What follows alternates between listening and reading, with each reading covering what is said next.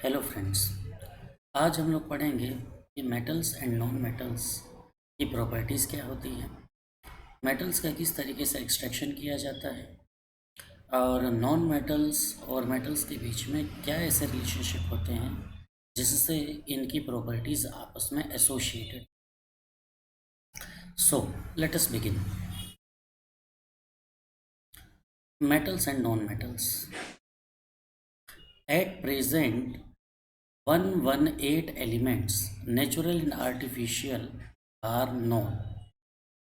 It means that nature के अंदर अभी तक 118 एलिमेंट पाए गए हैं और इन 118 एलिमेंट्स के हम नेचुरल और आर्टिफिशियल एलिमेंट्स के अंदर डिवाइड करते हैं। अब ये जो 118 एलिमेंट्स है इनको भी हम क्लासीफाई करते हैं, तो इनका क्लासिफिकेशन इस तरीके से होता है: metals, non metals and metals.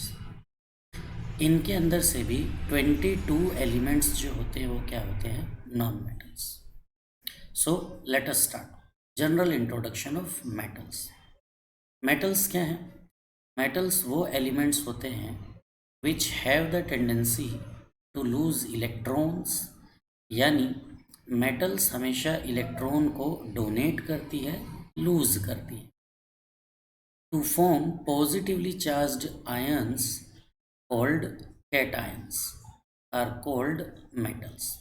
यानी मेटल वो एलिमेंट्स हैं जो कि इलेक्ट्रॉन को लूज करके पॉजिटिवली चार्ज्ड आयंस यानी कि कैटायंस को बनाते हैं। फॉर एग्जांपल सोडियम मेटल, इसका सिंबल Na। तो सोडियम मेटल एक इलेक्ट्रॉन को डोनेट करके सोडियम कैटायन को बनाती है। Other examples of metal, as you know it very well, iron, aluminium, copper, magnesium, etc. Properties क्या होती है मेटल्स की? सबसे पहले देखते हैं हम फिजिकल प्रॉपर्टीज़ को। फिजिकल प्रॉपर्टीज़ का मतलब होता है वो प्रॉपर्टीज़ जिसको हम आसानी से विदाउट किसी स्पेसिफिक इंस्ट्रूमेंट के ऑब्जर्व कर सकते हैं। सबसे पहले आता है इसके अंदर स्टेट। तो स्टेट क्या होती है? Metals are solid at room temperature, यानी जितनी भी मेटल्स होती हैं वो रूम टेम्परेचर पर सॉलिड होती हैं। इसका एक एक्सेप्शन है और हमको हमेशा एक्सेप्शन को याद रखना है क्योंकि स्कूल एग्ज़ाम और इवन कॉम्पिटिशन्स में भी पूछा जाता है। तो सारी की सारी मेटल्स सॉलिड होती हैं, लेकिन एक्सेप्शन मर्क्यूरी। मर्क्यूरी मेटल जो है ये आपकी लिक्विड स्टेट में पाई जाती है, जिसका सिंबल है Hg। तो थर्मामीटर के अंदर हम मर्क्यूरी को ही फिल करते हैं। Next property malleability.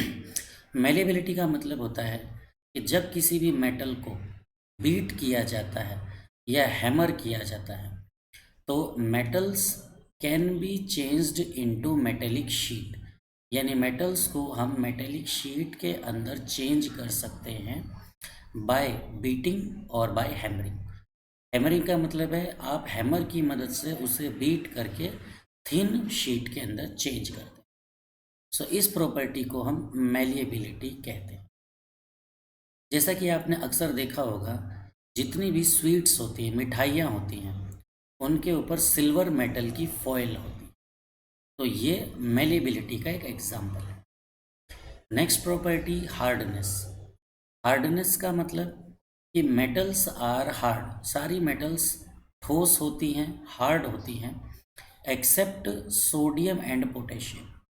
तो सोडियम और पोटेशियम क्या हो गए? आपके एक्सेप्शन हो गए, जो कि सॉफ्ट मेटल्स होती हैं।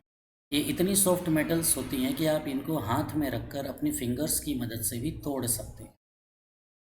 And it can be cut with a knife, और ये इतनी सॉफ्ट हैं कि आप इसे चाकू की मदद से सिंपल कट भी कर सकते हैं।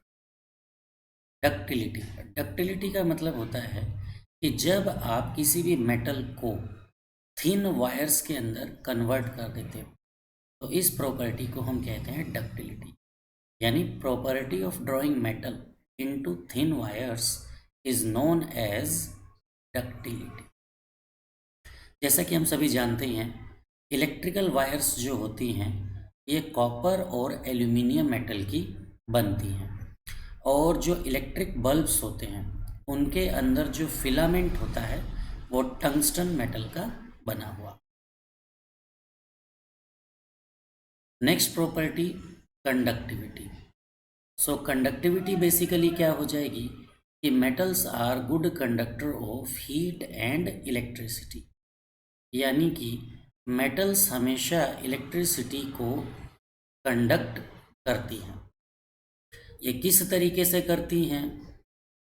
Cause due to the tendency to lose electron, जैसा कि मैंने आपको पहले ही बताया कि मेटल्स जो हैं वो इलेक्ट्रॉन को लूज कर सकती हैं।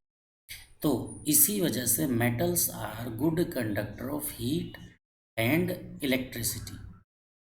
आपने अक्सर देखा होगा कि जो भी हम घर के अंदर किचन में इक्विपमेंट यूज़ करते हैं तो उनके जो हैंडल्स होते हैं वो नॉन कंडक्टिंग मटेरियल यानी प्लास्टिक वगैरह के बने होते हैं, और जितनी भी इलेक्ट्रिकल वायर्स होती हैं वो कॉपर और एल्युमिनियम की बनी हुई होती हैं।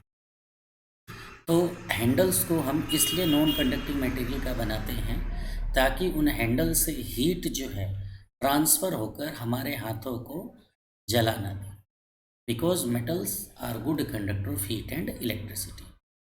अब इसमें अक्सर पूछा जाता है कि बेस्ट कंडक्टर ऑफ इलेक्ट्रिसिटी क्या है, तो आपको याद रखना सिल्वर मेटल जो है वो सबसे बेस्ट कंडक्टर होती है इलेक्ट्रिसिटी। नेक्स्ट आता है सुपर कंडक्टिविटी। सुपर कंडक्टिविटी एक ऐसा फिनोमिना है जो यूजुअली मेटल्स शो करती है, और जैसे जैसे हम टेम्परेचर को कम करते चले जाते हैं तो मेटल्स की जो कंडक्टिविटी है ये बढ़ने लग जाती है। मेटल्स की कंडक्टिविटी क्यों बढ़ने लग जाती है? क्योंकि जो रेजिस्टेंस है ये टेम्परेचर बढ़ाने के साथ साथ कम होने लग जाता है। तो रेजिस्टेंस कम होने से मेटल्स की कंडक्टिविटी क्या है, बढ़ जाती है, और इसी फिनोमिना को हम सुपर कंडक्टिविटी कहते हैं। नेक्स्ट आता है मेटेलिक लश्यर। तो मेटेलिक लश्यर का मतलब metals have shining surface. Metals जो हैं इनका सरफेस शाइन करता है और इसी प्रॉपर्टी को मेटेलिक लश्यर कहते हैं। जैसे कि आपने देखा होगा iron metal, silver metal, gold metal, तो ये क्या शाइन करती हैं, इसीलिए इनकी ज्वेलरी भी बनती है। यहाँ पर एक चीज़ नोट करने लायक है कि मर्क्यूरी को हम कहते हैं क्विक सिल्वर। ऐसा क्यों कहा जाता है? क्योंकि मर्क्यूरी जो है सिल्वर के जैसा शाइन करती है। Next property, melting and boiling point. तो metals have high melting point and boiling point. क्यों होता है high melting point and boiling point? Because metals are solid, और सॉलिड में फोर्स ऑफ अट्रैक्शन बहुत ही ज़्यादा होता है।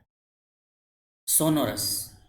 सोनोरस का मतलब होता है साउंड प्रोडक्शन कैपेसिटी, यानी कोई भी मेटल को जब हम किसी दूसरे सब्सटेंस से स्ट्राइक करते हैं या बीट करते हैं तो एक रिंगिंग साउंड प्रोड्यूस होती है। यानी whenever a metal is beaten और stricken with another substance, another substance यहाँ पे कुछ भी हो सकता है, लकड़ी भी हो सकती है, कोई आपका प्लास्टिक का कंटेनर भी हो सकता है, या प्लास्टिक का एपरेटस भी हो सकता है। तो किसी भी मेटल को जब अनदर सब्सटेंस से हम स्ट्राइक करते हैं तो रिंगिंग साउंड प्रोड्यूस होती है। इस प्रॉपर्टी को हम कहते हैं सोनोरस नेचर ऑफ मेटल।